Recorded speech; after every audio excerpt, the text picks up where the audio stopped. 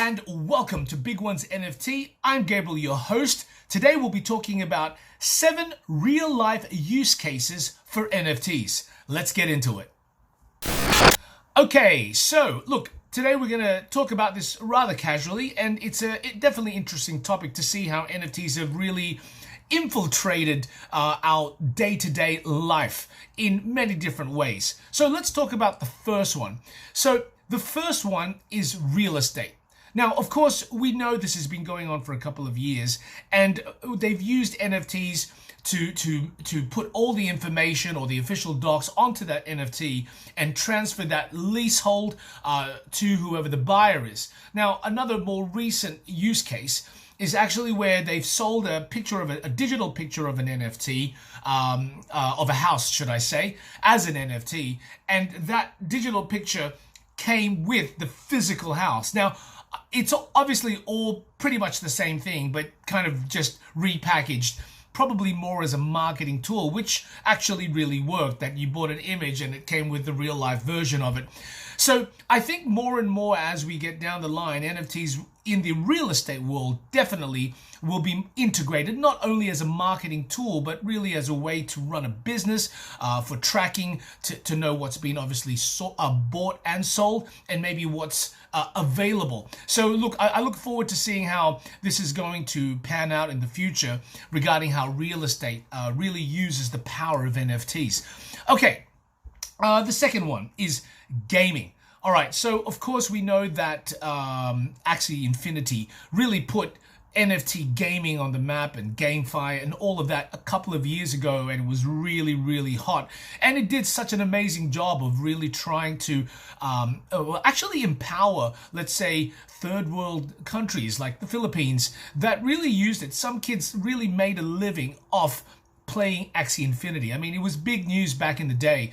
And look, we'll try to find some previous clips of news articles, and we'll put it in the links below, in the description below. But look, it was very powerful at the time. Now, since then, I think there's been obviously a lot of games out there that are trying to simulate or find that next kind of wave to really click with maybe more Web 2 users, not only Web 3, but Web 2, which is what made Axie Infinity really hot. Was these guys went into NFTs, the Filipinos, they were there because they wanted to make a living, and of course from that, really the need or the necessity to make some money drove people to use Axie Infinity. So look, of course there's a fun aspect to that as well.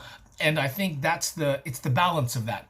Anyway, look, of course, there's a lot of big projects out there using NFTs in their games. And of course, I think one of the biggest arguments as well, or one of the biggest discussions right now with a lot of the bigger gaming companies like Sony or Epic, all of these big game titles. So yes, so of course, with all these kind of bigger companies coming on board, I think one of the big discussions, of course, is how to integrate NFTs, or even if to integrate NFTs into their actual existing games, again, like Call of Duty. How do you actually put games, NFTs into that? So I think there's still a lot more to go, but I do believe gaming is the key to mass adoption of NFTs. All right, moving on. And again, if you've just come on board, all these links will be, or this link, which is from blockworks.co, where I'm getting these information from, will be in the description below. Okay, so look, something slightly controversial. It's basically war funds, so funding war using NFTs. Now, look, it happens, and it's happened for whichever party. I won't get into that, but definitely NFTs have been used, sold to fund wars. Okay, now, anyway, I won't get too much into that, but it does exist, and it is a use case for NFTs. I think anywhere where there's some kind of form of value and easily transferable, it does have a way to get into all parts of society, including wars. Okay, so preserving cultural heritage. All right, this is pretty interesting, and one could say, how do you do that using NFTs? Well, there's a lot of cases where they've actually scanned, say, particular, let's say, ancient vases or artworks, and used that, scanned that, and created an NFT, did a 360, and used that, and now that's there forever on chain. So I think this is going to be, again, I believed personally a couple of years ago, this is going to be the trend in terms of physicalization, physical assets being transferred into digital form. And there'll be more and more of this. It's already happening. And with all the tools and devices now and apps that make it much easier, I think you will see an increase of this as we get on. So that's going to be quite exciting. Now, of course, are you really preserving the physical asset?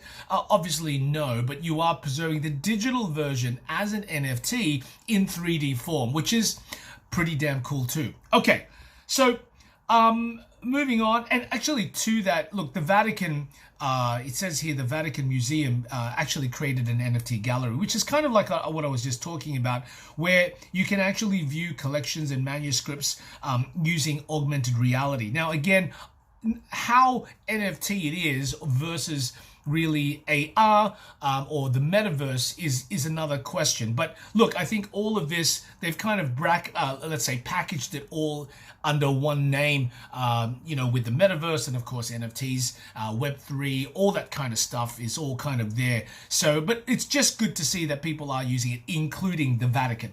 All right, so experiences. So Starbucks, and for example here, Australian Open. All right, so the most famous tennis game in Australia, the Tennis Opens, of course, if not the world.